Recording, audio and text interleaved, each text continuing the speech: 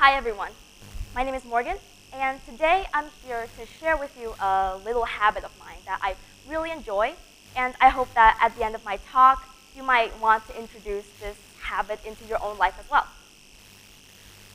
So I feel like we're living in such a fast-paced society. I can't believe it's my turn to talk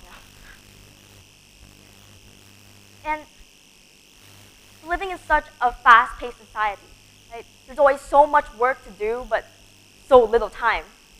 You know that one magical Sunday night when you snooze off to bed feeling like all the forces of the galaxy had spiraled off your chest because you finally completed every single scrap of homework? Until next morning, you walk into all your classes, and then boom, boom, boom, a world history worksheet. Two Vietnamese presentations due next Monday. True story. And then at night, when you're locked into your room, completing everything mentioned before, you have your mom calling in to do chores. And you feel like you don't have time for any of this. Because why? Because simultaneously, we gotta deal with that daunting thing of a 4-letter word. It's called life. Ugh. The more we grow up, the more changes we experience, and we're more likely to run into some problems. That's pretty obvious. You know, the further along the way, the more of those life throws at you. So how do we cope and actually deal with the many challenges we face in our daily lives? There's something I started doing 2 years ago. It's easy, enjoyable, and it only requires 2 very simple things. A pen and a notebook. I journal. This is my journal, by the way.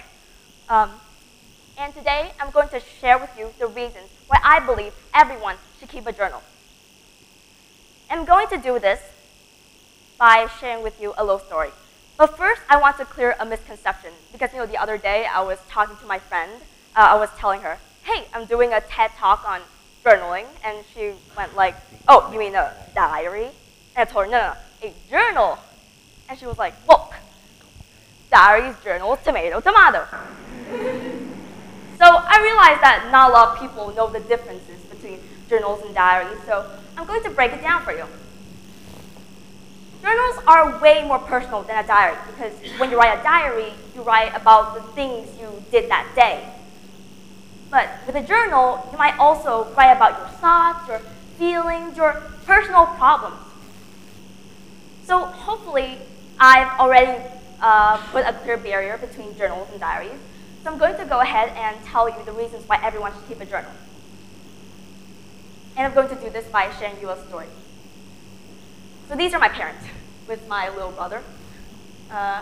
Some couple months ago at the dinner table, my parents told me we were invited to a house party that one of our relatives were hosting. And just like every single time something like this happened, my immediate response to the news was, can I not go? Now, my parents, knowing me for 14 years of my life and having to put up with this so many times they've lost count, were way too familiar with my lack of interest. So upon hearing those words, my dad just laid down his chopsticks. You know the way all Asian parents tell their kids, I'm pissed. And what he said next wasn't another lecture on why it's disrespectful not to show up at a reunion like that, or why I wouldn't be such a grump if I actually spent more time outside and socialized with other people. What he said next was a question that for some reason I've never thought about. He asked me, Morgan, do you know why you never like going to these parties? And I definitely had the right answer for him. I opened my mouth, but I had no idea. I just knew clearly I did not want to go, and that was it.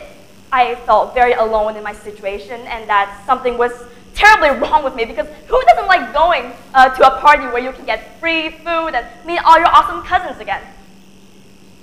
So that night, I locked my bedroom door behind me, and I poured my feelings out to my journal. What happened was, after writing that very first line, we're invited to a house party, and I don't want to go. Got me thinking and remembering everything that bothered me at those past parties. I remember that the crowds made me nervous. The food was way, way too spicy. And my relatives, my relatives are really conservative and traditional, common for Vietnamese relatives. So correct etiquette and manners are very important to them, but it's very pressuring for me.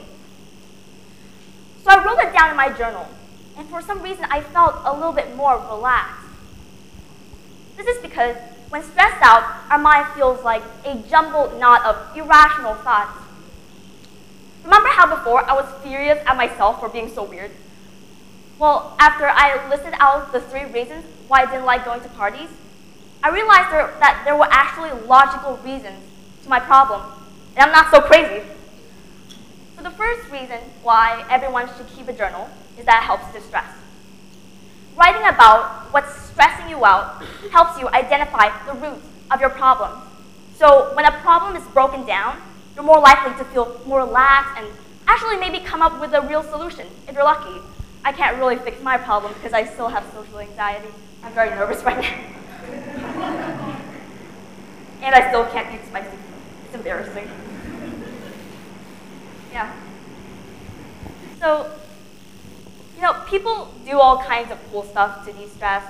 My mom, when she's stressed, she goes window shopping. She doesn't really buy anything, she just looks at things. And my friend Jolie, she draws comics. That's really cool. After I journal, I just sit and stare at random objects for 15 minutes and I think about life. After completing my entry, I learned a few things about myself. That A, I'm this type of introvert who gets anxious in social events. And B, I get hangry, hungry and angry. When we journal, we realize how our problems affect us, why we sometimes do what we do and feel what we feel. Over time, what this does is that it helps us become more self-aware. I believe, after many years of interacting with other people, I believe that there are 3 versions to the person that you are. First, the person that other people see, the person that you see in yourself, but also the person that you actually are. So you might think you know yourself, but you can be completely surprised. Being self-aware gives you 3 things. First, when you know your faults and your weaknesses, you know how to have self-improvement. That's very useful.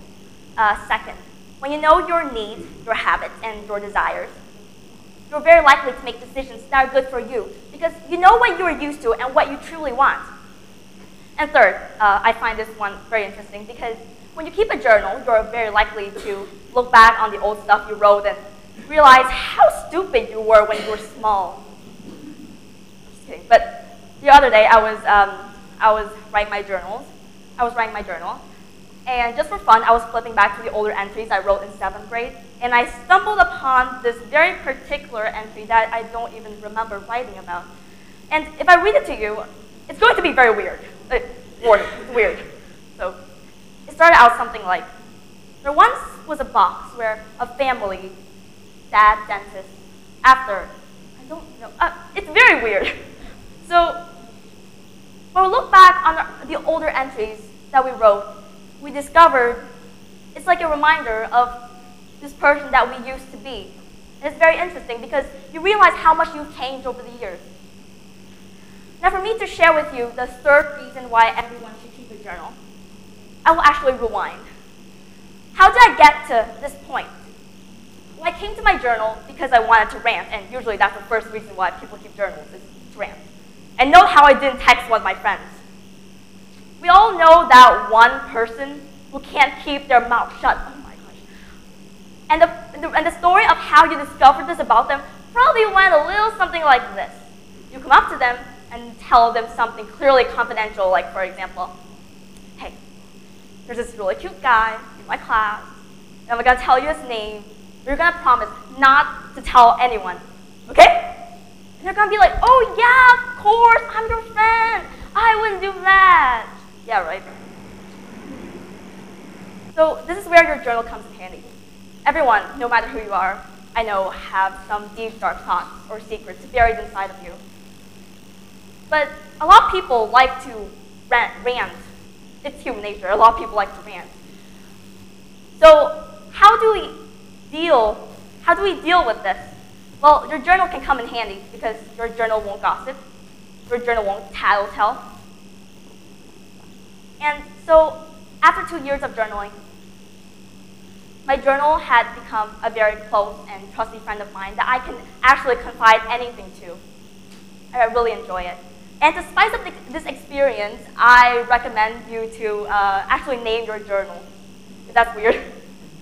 So a lot of people start out their entries with, "Hi journal, dear journal." I start mine off with, "Hi Sally," and that's why I have Sally over here. I can remind me that's Sally. I don't see why you don't want to start a journal by now. But if you still don't, I might know what probably is the reason. So journals can be very personal.